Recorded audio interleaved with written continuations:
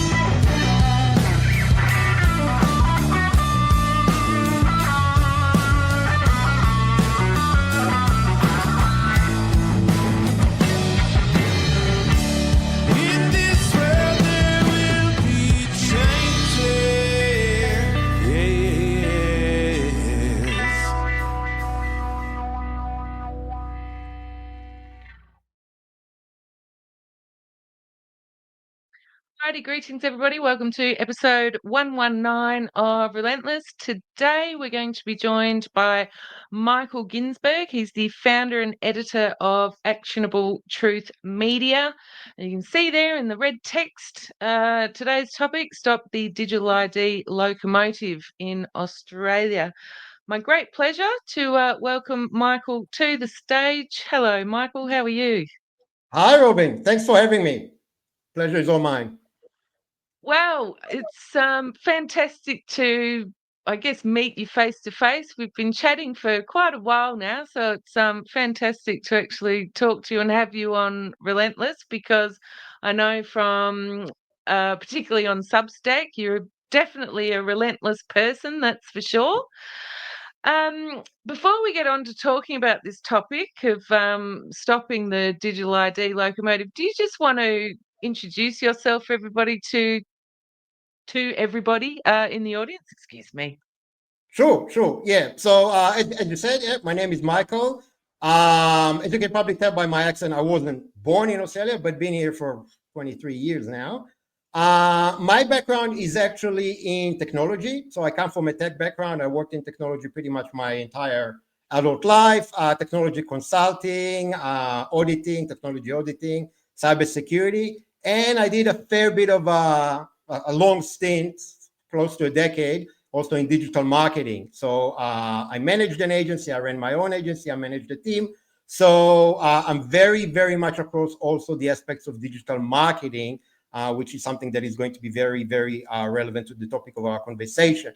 And I guess with the name of my platform, so Actionable Truth, as the name suggests, my approach is a little bit different than other independent media.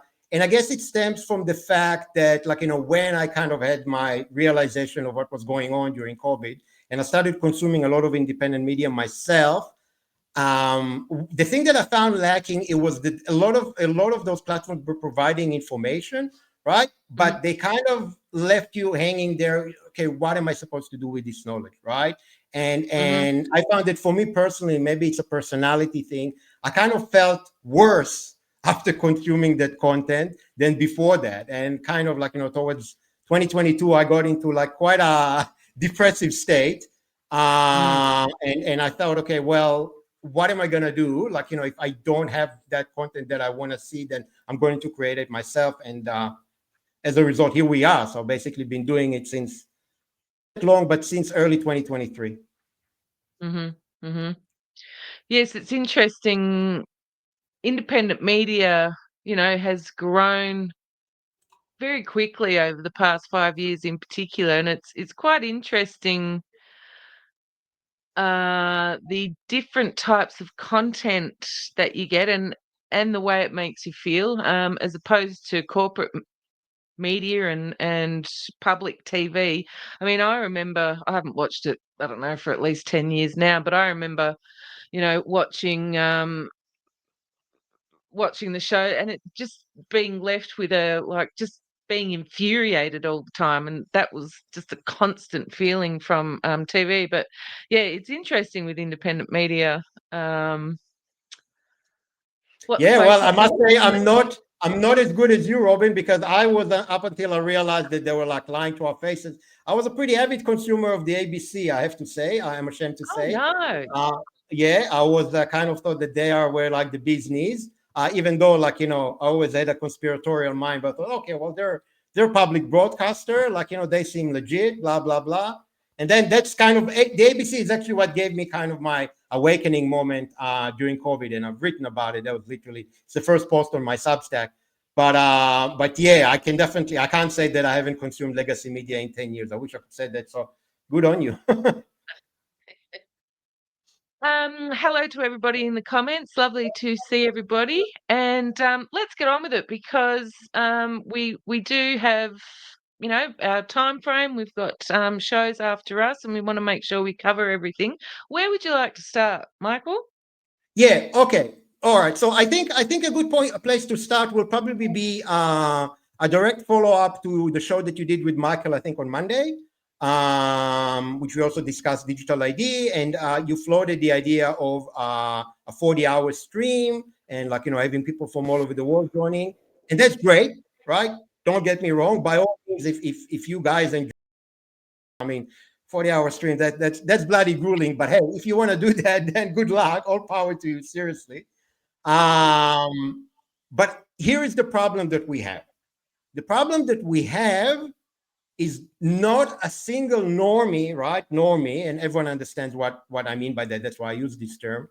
They're not gonna Mm. watch even 1 minute of your stream, whether Yep. it's 40 hours or 400 hours, right? Most of them don't even know what like Rumble is, right? I mean, Twitter is where all the Nazis hang out, right? So they're not going to go there, right? So the most look, maybe some people on Facebook, right, may get like a little bit of what you guys are streaming, but I think you mentioned that you are like heavily shadow banned on Facebook or across Meta platforms, which is to be expected. So here's Yep. the thing: if there's one lesson that we learned from COVID, right, and from the rollout of the vaccines, right, and the mandates, right, is Hmm. things change very, very quickly, first of all. Second of all, our opponent, our opposition, they have a very, very clear playbook, right? They always use the same playbook. They've used it many, many times, even before COVID, going back to like 9/11 and even before that, right? So they have a recipe, right? There is, if people are familiar with like, the work of Edward Bernays, right? Propaganda, that's like a book from 1928, right? And before that, there is a book from the 19th century, 1895, The Crowd, right? I think it's called The Crowd, a study of the popular mind. It literally gives a recipe of how, like, to do mind control. Like, literally, Hmm. right? I mean, Goebbels considered that book from 1895 as his Bible. I mean, some stories say that he kept it under his pillow so that, while he sleeps, the ideas from the book will get into his head better. So there's no rocket science here. Everything is very, as much as we think that, like, they're very, very smart and everything is very complicated, and they have this like thing and they manage to surprise us. They only manage to surprise us because we don't pay attention, right? So here's the basic premise of what I'm saying. We know what they're gonna do in terms of rollout of digital ID and making sure that everyone gets on board, especially the normies, right? They're gonna start softly. They're gonna make your life inconvenient. They're gonna say, "Oh, look, if you do this, it'll be quicker." I think there's a good example that I think you're familiar with in WA, where I think there's like a child payment that is offered by the state government, and if you Hmm. apply through My ID, then it takes like I think 3 days, right? But if you apply to a paper form to I don't know, Department of Communities in WA, right, that takes 2 weeks, Hmm. right? So that's just a simple thing. And like if a family is like really struggling and that money can make a difference for them, and they say, okay, well, I need the money kind of now, so I can get it in like 3 days. If I go through like My ID, well, okay, I'll do that. So that's a soft thing. Later on, after that, it will get a lot more intense. And one of the things that it's very, very important for people to understand that everything that we've seen during the mandates, the vaccine mandates, will Hmm. be repeated, but multiplied by 10. And the Hmm. reason that is that the rollout of digital IDs is significantly more important to the other side, a lot more important. right? Whether you can say that, like, they roll out the vaccines to like injure, maim, kill people. The digital ID, right, is to control those that are left over forever, like forever. After that, they don't have to do anything. They basically, that's the final battle. They declare victory. We can't go anywhere. I'm not even talking about what, like, the CBDC aspect or stuff like that. As soon as the Mhm. digital ID is in place, that's it. They don't have to do anything else because you won't be able to talk. You won't be able to buy. You won't be able to travel. You won't be able to say anything. It will literally Mhm. be like China. So we don't have to imagine that. So we know the digital ID is important, significantly more important than the vaccine mandates. We know what the playbook of the other side is going to be in this information warfare because they've always used it. They used it exactly the same. We know how they're going to use it, right? The Yep. mistake that we've made last time with the vaccines is that we didn't prepare in advance. And what do I mean by prepare in advance? We need to make sure that we who understand what's going on are not left in the minority. That is the crucial point. We cannot be Mhm. the minority because the minority can be crushed. Yep. And we were crushed with the vaccine mandates. Everyone can relate to that. And if you Yep. thought that that was bad, you've seen nothing yet. You won't be able to eat, Mhm. right? So we Mhm. cannot be the minority. And we know what the other side is going to use in this informational warfare, right? What their tactics are going to be. And some of them are going to be emotional triggers. Some they're going to be like, they're going to work around convenience. Some they're going to appeal, oh, look, this is a lot safer, right? Mhm. So we know exactly what's going to happen. So we need to make sure that we are not the minority. That means that we need to reach beyond our what's called our community of people who understand what's going on and reach to those normies. Now, those normies don't need to agree with us on the vaccines. They don't need to understand what's going on. They don't need to understand anything about anything. They just need to do the right thing when the mandates come. Now, Mhm. if we had more time, I would say, look, let's try and educate them. Forget about COVID. COVID is past, that's fine. But look, if we have digital IDs, there'll be CBDCs, your money will be programmable, you'll be in trouble, you won't be able to buy what you want, you won't be able to go on your four-wheel drive because you use too much carbon, blah, blah, blah. All that's fine, that's great. The problem that we have specifically in Australia, and that's what people need to understand, is we do not have that luxury of time. We don't, right? Mhm. All the legislation that is needed to mandate that, not just like roll this out, mandate has passed. Everything is passed. Everything is Mhm. legislated, right? So people focus a lot on like, the age verification and the social media ban that's going to kick on the 10th of December. Cool, but that's just the first step. The Mhm. legislation goes much further than that, right? Yep. And the Karen, like the Julie my grant, she said, like, oh, look, it will be, you don't have to like use my gov or my ID. There's other ways that you can verify your identity. It won't be mandatory, right? So people think, oh, it'll be fine.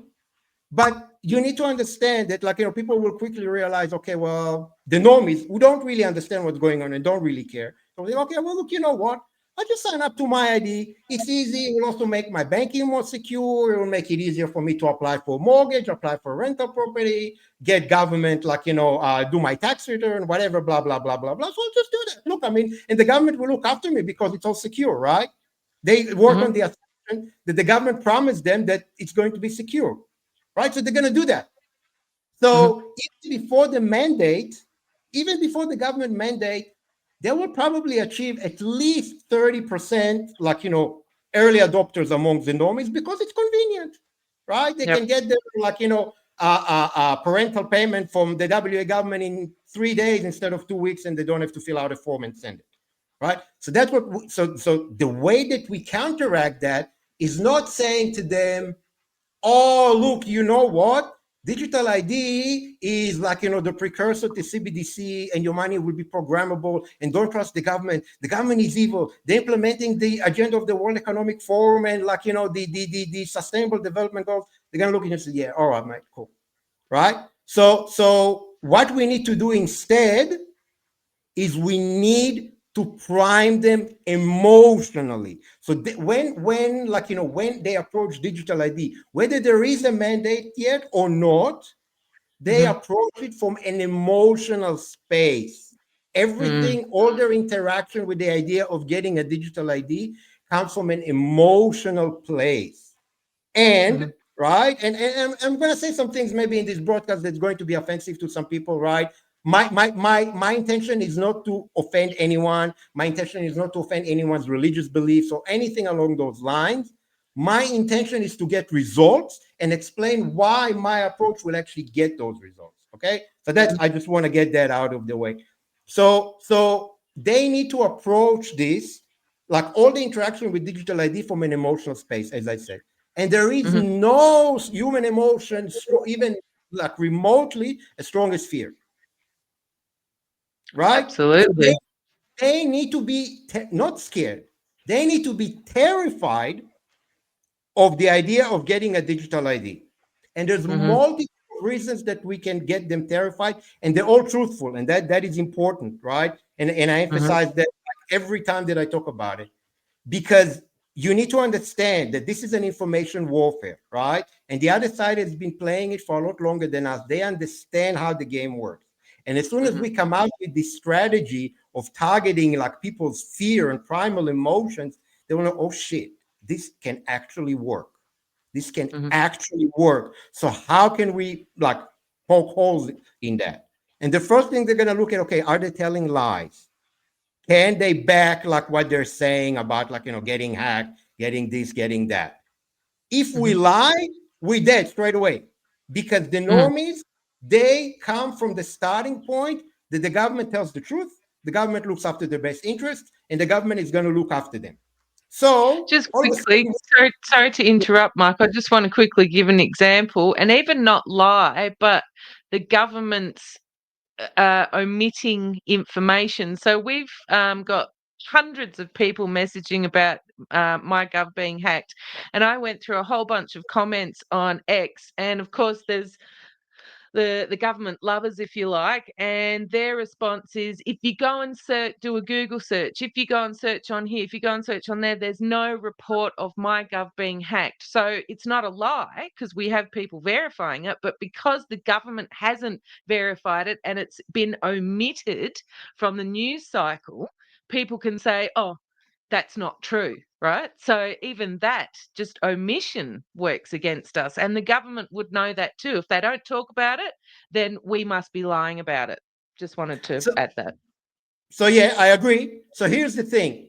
Couple of things. Yeah, mainstream media may not talk about it, but for example, I'll give you one example. The mainstream media definitely talked about when, I think it was a couple of months ago in April, there was that big hack of the biggest industry funds, right? Industry super funds. Even made it onto Channel 9 and all that sort of stuff. Some people lost money. Some people had their super account. I mean, that's not a bank account. That's a super account. Like people have significant amounts in there, were zeroed out, right? So that was reported in corporate media, right?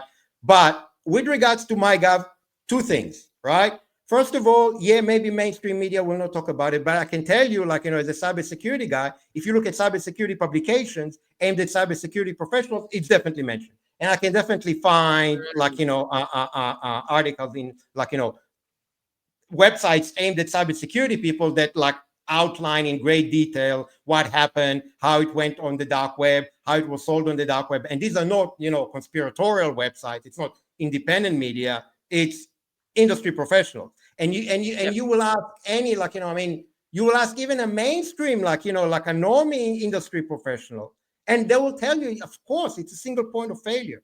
Now you talking, like, you mentioned people's MyGov being hacked, right?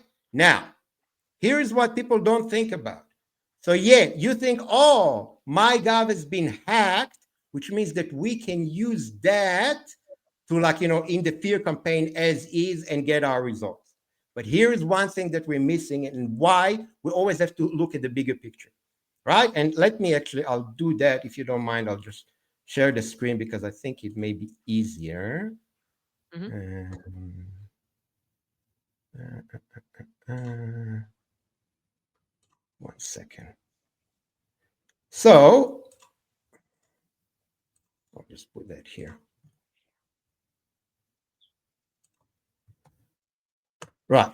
So are we? There we are.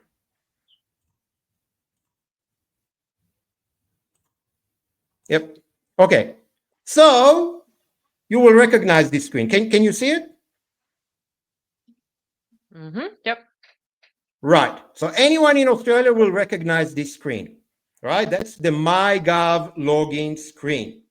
Okay. You Mm. can see there's basically two main options, but really three options. Two of them are kind of the same. Sign in with passkey and use your username, like email and password. They're kind of the same. I won't go into the technical details why that's the same. And then sign in with digital ID. Now, if you click on sign in with digital ID, you get this. Again, I'm sure people have seen this, right? You with me? I haven't. This is a first for me. So yep, keep going. Okay. So have a go and try, and this is what you get. Now, No thanks. here's where here's where I'm going with this. So people are Yep. complaining that MyGov is being hacked. Right, very serious. Here's what the Yep. government is going to say. The government will come and look, yeah, you know what? It's right. It's very hard to keep MyGov secure because when people log in with their email is not secure. They don't set up two-factor authentication. It's no good. We cannot, like MyGov is too crucial, and we cannot keep it secure, and we cannot keep having it hacked all the time. So here's what we're going to do, dear Australians. We're going to remove that. Don't worry about that. And Yep. you're only left with this option. Yep. Do you understand where I'm going with this? Yep. Mm-hmm. So that this is how we need to think about things, right? And people who are not like technically minded may not realize that. So saying my gov has been hacked, that's great, right? But for our purposes, doesn't necessarily do the job. Mm-hmm. What we need to people to understand that if then the government says, look, we're going to remove email and password, and you're only going to log in with your digital ID, that's significantly worse. Mm-hmm. That's when you really should be scared, Yep. right? Because if someone got your digital ID, like if the digital ID repository has been hacked, they can log in into your MyGov. Now, what can they do on MyGov? Everything. Centrelink, ATO, aged care payments. I don't know, state-based, I think Victoria, some of their revenue stuff. I think maybe even WA, I'm not sure. I think Queensland doesn't. That's it. Actually, no, Queensland now uses, they want to use My ID to log into the Queensland government portal. So they all do that. So we need to So, focus. Yeah. mm, what do people have a MyGov account for? Because I've never found a need to have one. Okay, right. Okay. So MyGov, one of the two most common use cases for people to use MyGov is one is to claim on Centrelink, because otherwise I think you have to go into a branch and fill out a paper form. I don't think even paper forms are offered on many of the allowances anymore. Yeah, how will the oldies go digital ID? Yep. So that's all valid point. So various things from Centrelink. The second most common use case after that is for people who self-lodge their tax return. You can do your tax return to MyGov. So it used to be, if you remember, up until a couple of years ago, we had something called eTax, which is a software that you download to your computer and you fill out all the stuff on your computer. And then once it's all ready and you save the file as a local file on your computer, and then when you're ready to load, it just connects to the internet one off and uploads the file. And that's it. So they killed off eTax because they said, oh, it's too complicated, too expensive to maintain that. And you don't need that anymore. Yeah, Medicare, absolutely Medicare claims as well. Most like you really, I mean, you can't, I mean, I think most people don't really need to claim on Medicare anymore because it's done at the doctor's surgery. But if you do, you can't, like, I don't think you can go to a Medicare office. There's no such thing as a Medicare office. There used to be like those Medicare shop fronts in shopping centers. They don't exist anymore. I think it's in the So that's Centrelink why people office. were, But anyway, yeah. yeah, I still use the password in MyGov. It is much more secure because you make it up yourself. Yep, that again, yes. I mean, I can tell you it is yes, but if you don't have two-factor authentication, then it's not really that secure. But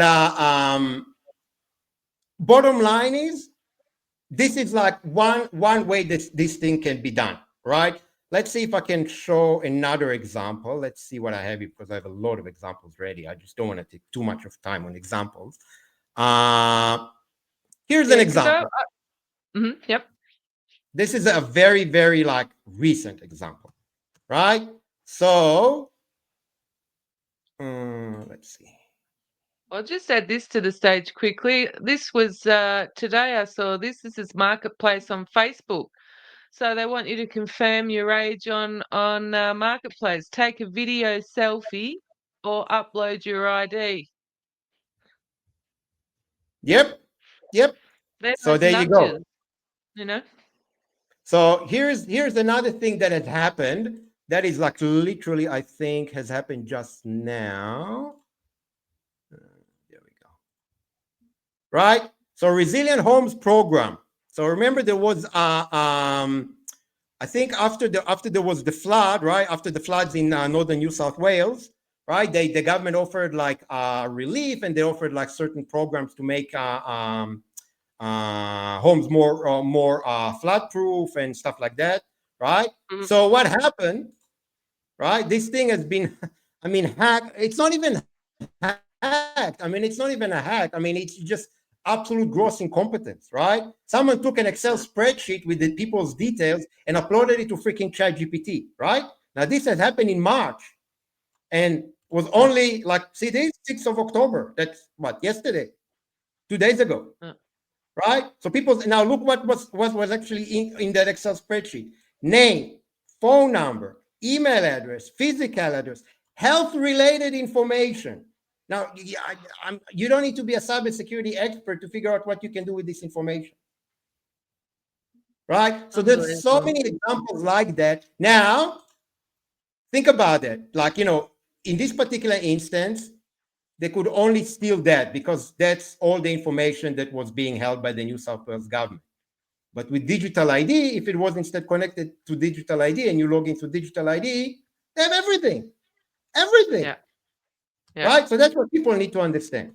All right. So I Mhm. think hopefully I kind of communicated why we need to do what we need to do. All right. Now Mhm. let's talk about how we're going to do that. Okay. Mhm. As I said, there is no stronger human emotion than fear. And the other side knows that and has used that and has used it very, very recently, right? So I Mhm. guess I should probably give like the audience a bit of a trigger warning because we're gonna play some too spicy clips now, right? And we're gonna play each of those clips twice. We're gonna play once without commentary, and then we're gonna talk a little bit about it. So yeah, I mean, Orban, if you don't mind, yeah, just number one now.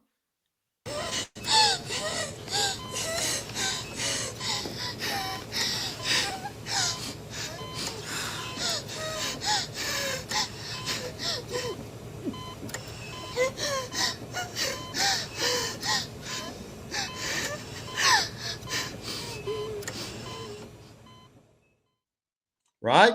I don't think many people in Australia who lived in Australia during COVID are not familiar with that. I apologize in advance if I've traumatized anyone. But now, okay, now that we just watched that, we're going to play that again. And I want people to pay very close attention to how simple this ad is. There are no special effects, there are no graphics. The actress doesn't say a single word. There is no voiceover, even. There's nothing, right? Nothing. I Mhm. mean, this is something that anyone, like, with basic video editing skills can create on their home computer. So it's not rocket science. That's the message that I want people to get from it. So let's play this again and pay attention how very simple this is. Mhm. So let's play this again.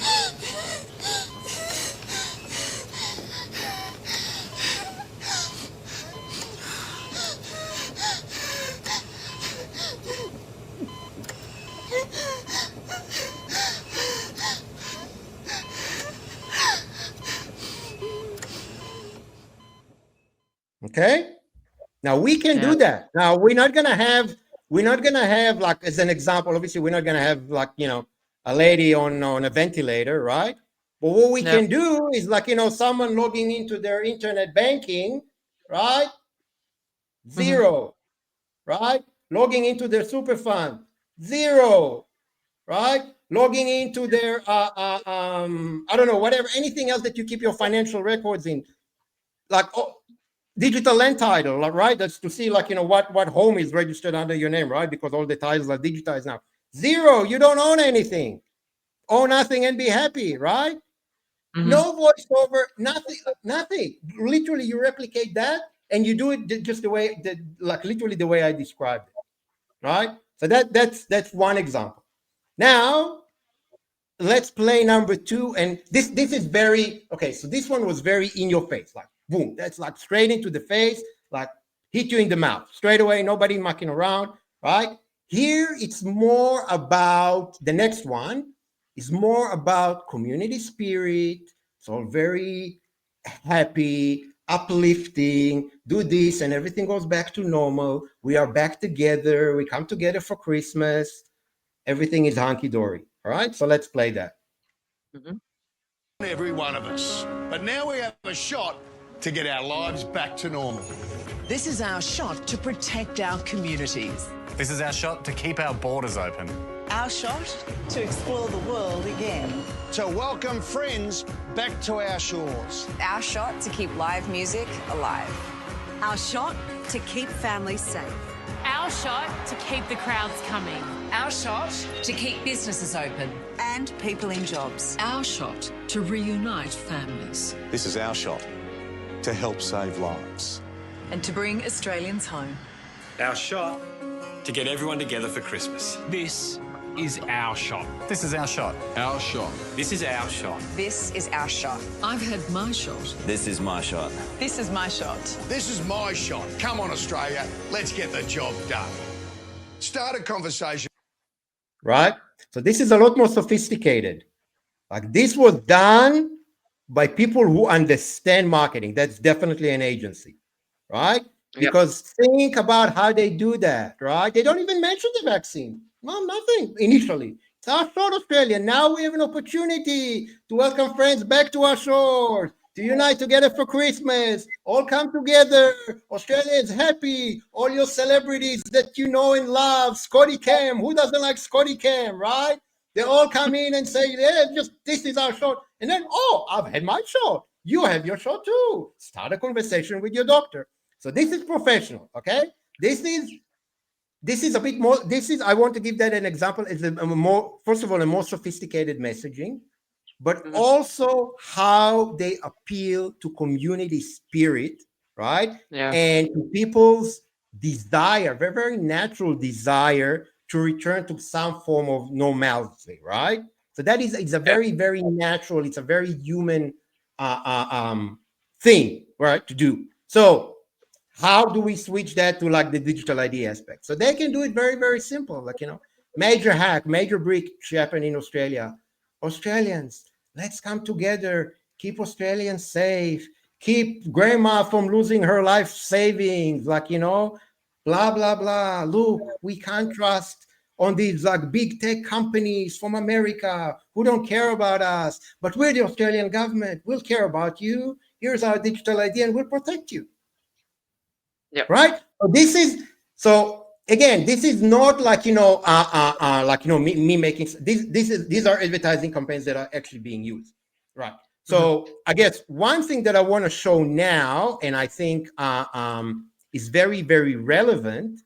All right, let me just find that. And it's like the problem reaction solution. Usually, it's something negative, and the solution is something that's actually negative. But in this instance, they're using fear. That's the problem. And then the community spirit. Here we go. This is the solution. Get vaccinated, and we can all get together. It's the same, as you say, the same recipe. Yeah. But it's a playbook, right? It's like I always say, like to help people understand. It's like the Colonel's 11 secret herbs and spices. Like, it's like the McDonald's like burger sauce. There is a recipe, right? They keep using it because it works. They know it works. It always works. So there's no reason why we can't use that same recipe to achieve the results that we need. And we do need, we do need people who don't really, at this point, 5 years in, don't understand what's going on, right? They may be on their 5th, 6th booster. That's fine. That doesn't make them our enemy, but it means that we probably won't be able to reach them with reason and explain, look, the government is actually not on your side, right? But if we tell them, if you take digital ID, you lose your money, you lose your house, you lose your identity, right? And if you're Christian, that's also a mark of the beast, by the way, just so you know, right? We may get their attention. Okay, so we've seen now COVID. Now let's go to digital ID and see some actual government ads, Australian government ads for digital ID right now, and see if people can notice the 3-word slogan. Okay, so let me play this.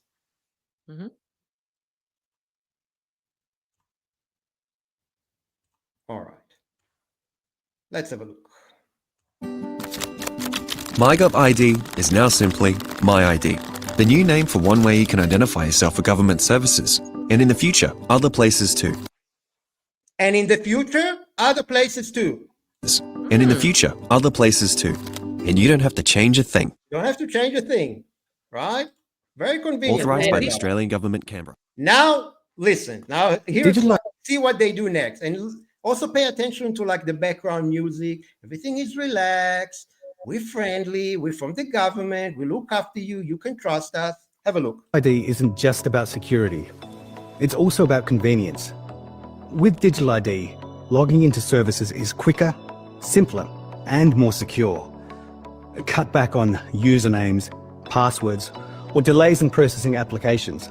For example, when requesting a tax file number, the process can take as little as just 10 minutes instead of 28 days. Or you could use your digital ID to complete a digital statutory declaration online without needing to have it witnessed. Once set up, you won't need to upload or send copies of your driver's license, passport, or other IDs. You can verify your identity quickly and securely, all from your device. Even if your physical documents are lost or damaged, your digital ID stays with you, allowing verification anywhere, anytime, whether at home, while travelling, or after hours when offices are closed. This flexibility gives you greater convenience and access to services no matter where you are. Digital ID. Secure, convenient, and voluntary. Digital ID. Secure, convenient, and voluntary. No matter where you are. Digital ID. Secure, convenient, and voluntary. Now notice the elevator music, yeah? It's all very relaxed, and this is obviously focusing on the convenience aspect. All right, now let's check the next one. There's 3, I'm not gonna play all 3, but the next one touches on another aspect, right? Have a look at this. What is the Digital ID trust mark? It's important to know that your digital ID provider is trustworthy. That's where the Digital ID trust mark comes in. The trust mark is a stamp of approval for providers who meet rigorous standards for privacy, cybersecurity, fraud control, and more. It provides transparency by showing which services come with the safeguards we all expect. Digital ID providers displaying the trust mark have gone through a strict accreditation process, so you know they're legitimate and safe to use. You can also find a list of accredited providers on the Digital ID Accredited Entities Register, which is regularly updated for added peace of mind. When you see the trust mark, you can be confident that your personal information is being handled securely and responsibly. Look for the Digital ID trust mark for assurance that your data is in safe hands. Digital ID secure. Look for the Digital ID trust mark for assurance that your data is in safe hands. All together now. Digital ID, secure, convenient, and voluntary. Right? Okay? So that was obviously touching on the secure aspect, right? Don't worry, we've got an accreditation system. Just look for the trust mark, like, just like, the Buy Australia symbol or whatever. Then, look, you don't have to think about it. If you see the trust mark, it means the Australian government has checked that. Safe and effective, right? Yep. So this is another aspect. Now, these are not ads that I've made up. This is running now, right? Yeah. And what people, and think about it, like, nobody's mentioning. I mean, I've got a video of, like, Julie talking about, like, how, like, the age verification will protect the kids, and as a parent, this is so important. I'm not even going to play that. This is nonsense, because this is not what it's about. Okay. what we need to understand, okay, and this is a very, very important word that people need to understand, and this word is incrementalism. Okay, and what do I mean by incrementalism? Now, in the UK, we recently had a big, like, hoopla about, like, the Prime Minister there, Starmer, coming out and saying, oh, by the end of this parliament, you won't be able to work in the UK without a digital ID. We're going to make it mandatory. Now, that is the opposite of incrementalism. And what happened as a result? Everyone, like, the shit hit the fan. Oh, it wasn't gonna happen, right? Tommy Robinson is going to, like, demonstrate and, like, set the streets on fire, right? And even, like, who comes, like, who comes to the rescue? Nigel Farage and Reform saying, no way, we will not allow that, and, right? So it's not gonna happen. Not only that, even some people within Starmer's own party, so within Labour, right, they came out and said, oh, look, we didn't discuss that. I don't know where that came from. We don't agree with that. People from his own party. Now, what does that mean? When you need to understand the other side, right, our adversaries, they understand information warfare. They don't make mistakes like that. That's what I call a rookie mistake. They knew that if the prime minister of the country is going to get up without giving anyone warning, without ever taking it to an election or anything like that, right, and saying, okay, yep, by the end of this parliament, you won't be able to work in the UK if you don't have a digital ID, what's going to be the reaction, right? Even amongst the brain dead, right? Even amongst the people who had 8 boosters, right? What? Yep. Wow. Right? And this will be the same. This would have happened exactly the same if they tried to do the same in Australia. If Albanese came like tomorrow and said, like, by the end of this parliament, by the end of he'll say it like Benny Hill, but yeah, you won't be able to work unless, like, unless you have a digital ID. It'll be the same reaction, even amongst, like, the normies, right? So you need to understand that what happened in the UK is a different game. Okay, that's not what's being done in Australia. In Australia, they are in it to win it. They are actually going for results, and what they're doing is they're doing incrementalism. Now, I'm conscious of the time, so I'm not going to play because I've got a 9-minute video that explains incrementalism very, very well. I can send you that later, and I can add it in the show notes or whatever you want. But it is very, very important. So, what does incrementalism mean? Incrementalism means just what I previously mentioned. So initially, they're going to make it about convenience and security. And even Julie saying, look, you don't have to do it with digital ID. You can upload your driver's license. You can give your passport. Not only that, we're going to make the social media platforms ensure that, like, digital ID is not the only, like, means for age verification. So don't worry, everything's fine. That's incrementalism. But then they're going to remove the option to log into MyGov with username and password or with a passkey, which is it's kind of the same thing. It's basically an authentication that is stored on your machine. Oh, look, yeah, MyGov has so many problems. It's constantly getting hacked. People's personal details are getting, it's like, we can't have that. We can't have that as an Australian government. It's like, it's our responsibility. We have a duty of care to protect the personal information of our citizens. So we're going to do digital ID because it's secure, convenient, and not so voluntary now. And then the next step is going to be you won't be able to open a bank account without a digital ID. Now, again, this is not like, something that is hard to imagine. A lot of the banks now, especially like the online banks, you can't go and do like, 100-port ID check at a branch or at a post office. You can't, no. Like, especially with the online banks, like, UBank, MeBank, Up, all the new ones, like, the Macquarie, the new digital one, the AMP, new digital one. The only way to open it, like, even when you start like on a browser to open the account, at some point they'll say, please give us your mobile number. They'll send you a link to do verification, like, on the phone. And what do they want? A scan of your face, biometrics, and then they want a scan of your driver's license, and then they want a photo of you holding the driver's license. Right? Yeah. That's how it's going to be. But then they're going to say, oh, look, you know what? Then they have to store it, and it gets hacked. and it gets lost. So this is not safe. And we, the Australian government, our duty of care to you. So we're going to do that. Nah, they don't worry about it. And the banks don't have to store anything. Just sign up for a digital ID. You link your digital ID during the application for a new bank account. The bank doesn't have anything. We keep all your data. The data never leaves the government's computers, and everything is safe. Now, again, this is not like, me making up stuff. This is how it's going to be positioned. Like, I can tell you, like, as someone who worked in that field, that's how I would position that, right? Yep. So that's what people need to understand. Okay, yeah, sorry. Even with the, you know how we've had the Optus outage, and unfortunately people have passed away as a result of that, and we've had Miss Annika Wells return to Australia after gallivanting to the US at the US assembly, which no one paid any attention to. And she's saying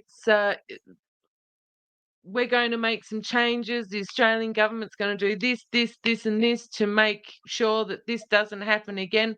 And we're going to hold Optus accountable. So it's kind of this exercise. And I really feel like they're taking advantage of this terrible situation, of saying, look, the companies themselves can't manage themselves. And so what?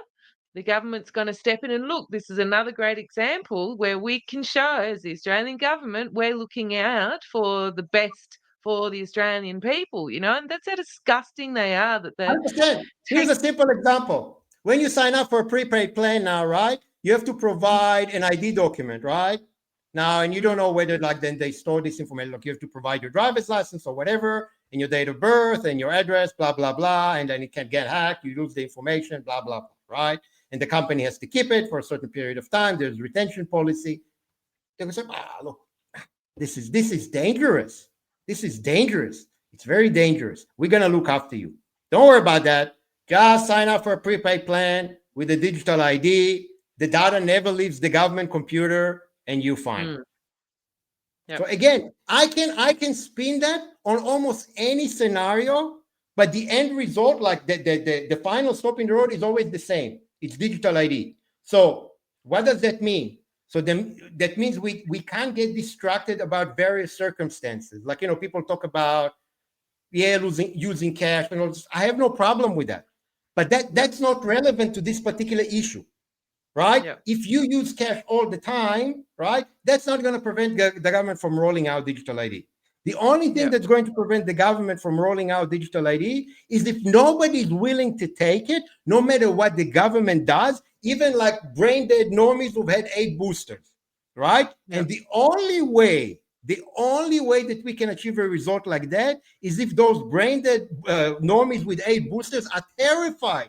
They're terrified. They know for a fact that if they take a digital ID, they will lose everything in their bank account and in their superannuation and lose the title to their home. That's the point. That's the point that I want to make out of all of this. I'm wondering if we don't take advantage of really simple situations to demonstrate it. I'm thinking, take it right back, have some flyers. This is my idea. It's just come to me. Have some, what is this, A3 or A5? I can't remember, flyers of some information. And the next time you go to a shop and the tap and go machine is down and nobody can purchase anything and everyone's looking around going, I can't buy my vegetables or whatever, be ready and go, this is what is going to happen. You won't be able to, blah, blah, blah, and give them a pamphlet, talk to people, involve that community spirit, be nice to people, all that sort of stuff. I'm thinking, let's utilize those situations where it's absolutely clear and they know we're not lying. They know we're not making it up because they can see they can't access their cash. They can't pay for the things they want. And, we wouldn't have so many times ahead of us to do that. But, is it worth listing those situations where we can actively talk to people and go, look, this is actually what happens, All for talking to people, all for the idea of the pamphlets. But again, I have a problem with the angle. We have to be very, very focused. What you're saying now is basically to encourage people to use cash. And that's great. I'm all for encouraging people to use cash. Yeah. But what people need to understand that this will not prevent a normie from taking a digital ID. It won't, right? So what will prevent him potentially is if you give him a, like, you put some flyers outside the church or something and say, look, I mean, read Revelation, whatever the verse there. It says you won't be able to buy and sell. This is the mark of the beast, right? So that may resonate with them. Or you leave a flyer that says, like, look, like showing like a picture of like a internet banking and zero balance. This can happen on the digital ID. This is guaranteed to happen on the digital ID. Now that's some ideas for flyers. But here's the problem again and again, why we need to take it one step further and one level up. We need to target the right people with that. We don't need to target ourselves. We understand what's going on, right? I mean, I have no problem with anyone. Like, we understand. We understand the risk. We understand that after digital ID comes CBDC. We understand the implications of CBDC. We know that. That's our problem. That's not our problem. That's not a problem. But we are a minority, right? We need to target the normies with those campaigns, right? Where there is a very high likelihood that when we broadcast a campaign, like, when we have what's called an impression of a particular campaign, it will reach the right eyes. And again, to make it clear in case it's not clear, those eyes are the eyes of a normie who may have had 8 boosters and trusts the government. Those are the people that we need to target, because if we cannot get them on board, we will never be a majority. And if we will not be a majority, we're in deep trouble. When the shit really hits the fan and they start like hammering down very, very hard, right? And what we've seen during the vaccine mandates, again, people need to understand that this is not even a warm-up compared to what we've seen. You literally, you won't be able to buy anything. You won't be able to buy, right? That's what the mandates are going to look like. And cash is not going to help you because nobody's going to take it, right? You can have all the cash in your house that you want, but if, you come to pay and you look, we can't, because the government says this is not valid anymore. And this has happened. This has happened in Nigeria. I mean, people can go and have a look at the story and what happened when they tried to roll out the e-Naira, which was the CBDC there. So again, it's not stuff that I'm making up. So what we need to target is to target those people who don't understand what's going on. And unfortunately, at this stage of the game, we don't have time to teach them, but we still need them to do the right thing, right? So how would you, with very high likelihood, how can you reach like normies, right? Those kind of people that we need to reach. The most effective, efficient, and also cheap way to reach those people is through digital means, right? So like, to give you an example, and again, I don't want to get too much into technicalities, but normies still probably watch the 6 o'clock news, right? They watch Carl and Lisa or whoever he's with now, and Koshi and Melo. I don't know who's like the morning show now, right? They watch them, okay? So we run our ads in there right there. So, when Melissa Downs says, oh, look, my government's been hacked again, and the government says, look, we're gonna have to roll out the digital ID to address that, and that's gonna fix that. And then as soon as she says that, oh, we'll come back after the ad break, and then the ad break we get that, all of a sudden we have a chance, right? All of a sudden we may actually get results. Facebook is even easier. I mean, Facebook, like, interest based on what pages they watch, based on their friends, based on custom audiences. There's so many ways to do that. I mean, there's like literally never ending. YouTube, same thing, right? For example, I wouldn't run an advertising campaign on Rumble. There's no point. I wouldn't run an advertising campaign on BitChute. I wouldn't run an advertising campaign on Twitter, on X. We don't have the people that do that. I mean, I agree. And, to advertise in a, well, let's just say, if you did manage to get an ad on primetime TV to, appeal to the masses, there'd really have to be some real force and effort behind community groups, because it costs a lot of money. So, again, my thoughts are, it goes back to forever. These multi-millionaires and billionaires, can't even solve world hunger. And we've got all these people with so much money warning everybody about censorship, about digital, the whole bag of tricks. And yet, why aren't these people doing mass ad campaigns to scare the bejesus out of the general public. I mean, They don't need to yet. We haven't reached that stage yet, but they will, I assure you. Now, a couple of things, like, creating the ad itself. I mean, we've seen an example. It's not hard. Like, I mean, Robin, you're a video editor. You can create something like that. It's not rocket science. It is actually very simple. It is very, very simple. Look at this.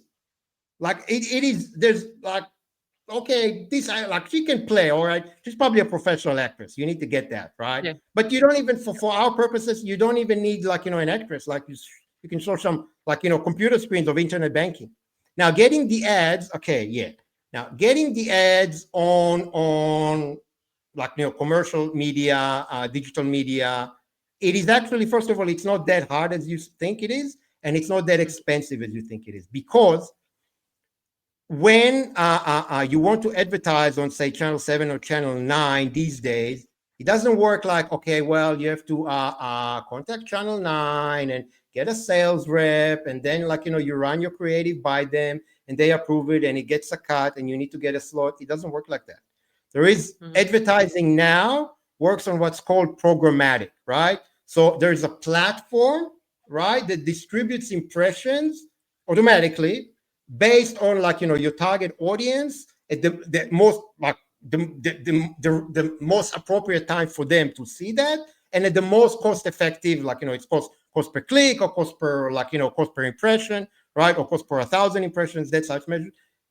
It is actually not that hard, right? I could manage that. Like, I mean, I've done that. I've managed, like, six-figure advertising campaigns, right? I've managed advertising budget in total, like, with team of like 4 or 5 that, like, 7 digits just on Facebook, right? It's not, I can tell you, as someone who worked in that industry, it is not rocket science.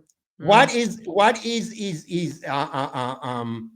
yes, you need the funds to do that, but it's not as much money as you think.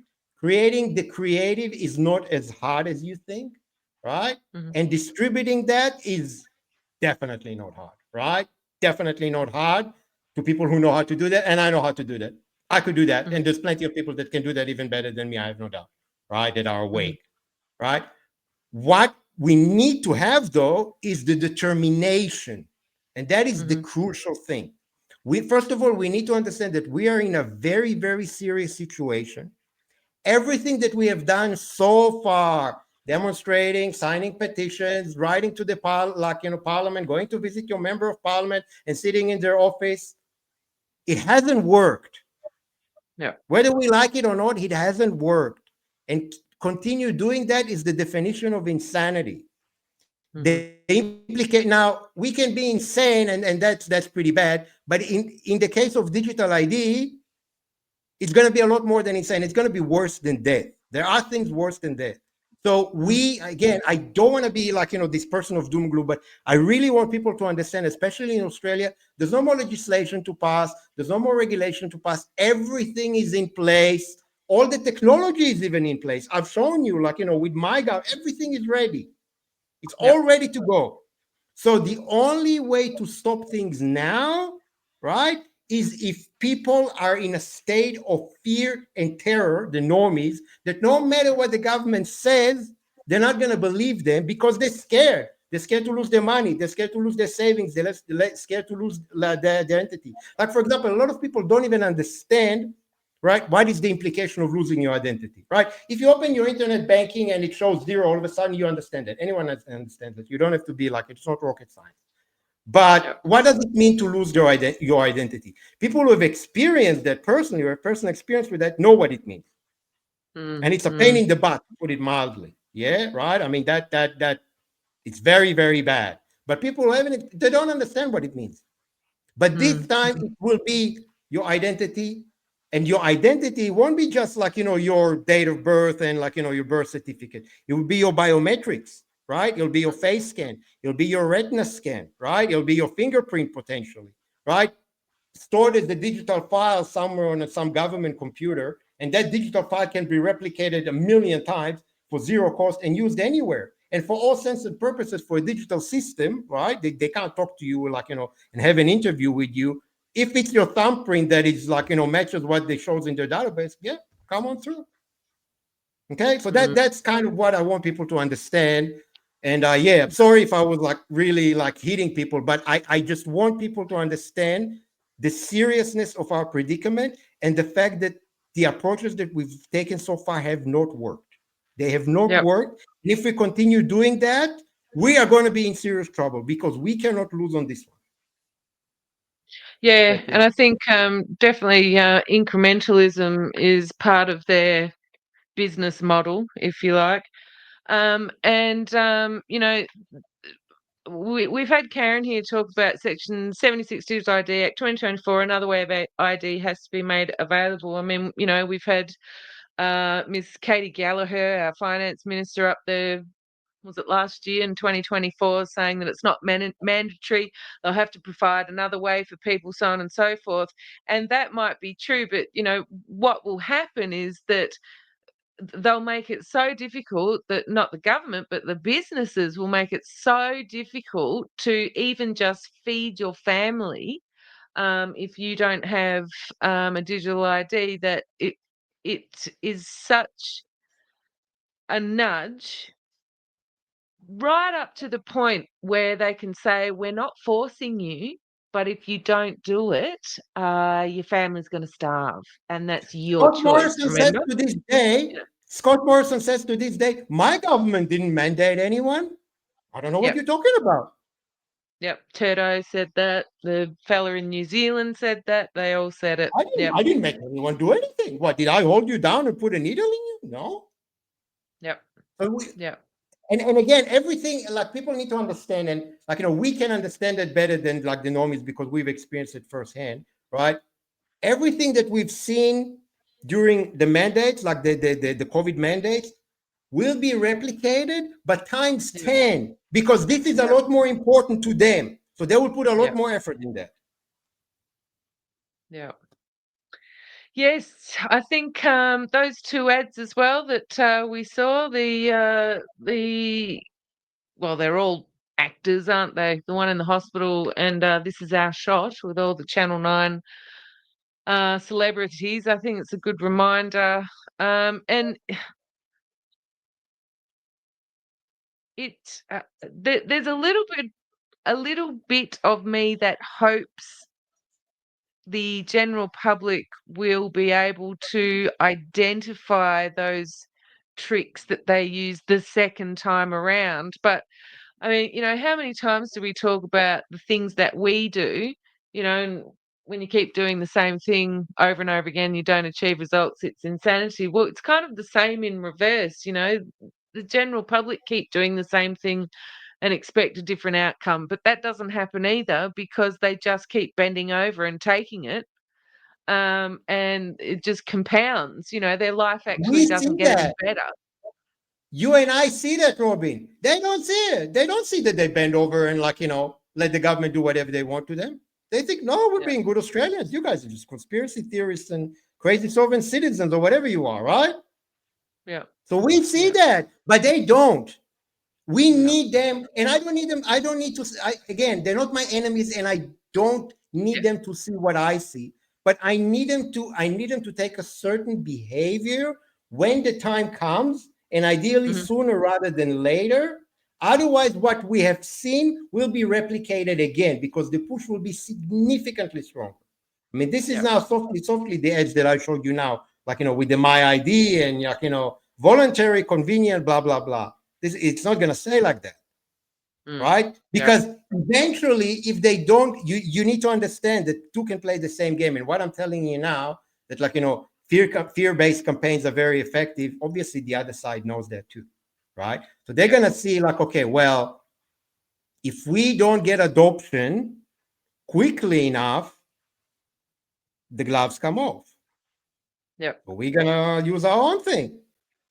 And they're going to say, look, my gov is going to get hacked unless you have a My ID. We'll save you. Get a My ID and don't have to worry about it. Well, I think ultimately, and without sounding, fear-mongering, fear porn and all this sort of stuff, I'm sure a lot of people do in the audience as well. I agree with Ben 100%. Prepare for the fight of our lives. No second chances on this one. 100%, Ben. Couldn't agree more. I have a sneaking suspicion that they are planning. Well, they're getting ready to fight us because they know that there's going to be a good bunch that are just going to go no. And things, I think it will come down to fisticuffs, and we can see, what different states and territories are doing to make sure people are not able to stand strong for their family. Let me put it that way, because they're part of their business model is to engage in fisticuffs. That would be my suspicion. And Ben, yes, it is currently the fight for our lives, isn't it? And the future, which is even more horrifying. But anyway, yeah. Michael, we do have to finish off. I think you're right, and a lot of people don't like the thought of using the same tools that the dirty grubs use, but unfortunately the general public, they're programmed to respond to that or not respond to things like that. Is there a message you'd like to leave the audience with tonight before we end the show? Yeah, so I think again, I want to add with that important thing that you said, about people not be able to provide for their families. And that has happened during COVID. But again, why has it happened? Because we were the minority. If we are not the minority, if 50%, if 60%, if 70% say no, screw you, we're not gonna take it for whatever reason, even look, because we're terrified of this internet thing. Like, we're gonna lose everything. We don't care. We don't trust you. We don't believe that you can keep us safe. Then your family is not going to be affected, right? Because you can't roll out something and mandate something if it's the minority. What, you're gonna say you can't buy, you can't travel, you can't work, you can't do this for 70% of the population, the economy will collapse. So that's the point. And that is the difference. And that's kind of the lesson from COVID to now. And that's why numbers do matter. And Australia will lead the charge on the entire world on this issue. Because we are in the worst position right now. We have fully legislated, complete framework for total, mandate of digital ID and all the technological infrastructure to roll it out ready now, right? And we can show the rest of the world how to stop that. And if we are successful, and we must be, right? This is a recipe for the entire world to follow. You don't need to go to the streets and sign petitions and Tommy Robinson burning down central London. No, you don't need to do that. That plays in their hands. No, you just need to say no. No matter what, you need to say no. Even if you say no because you're scared, that's fine too. Yep. That's right. Yep. Just say no.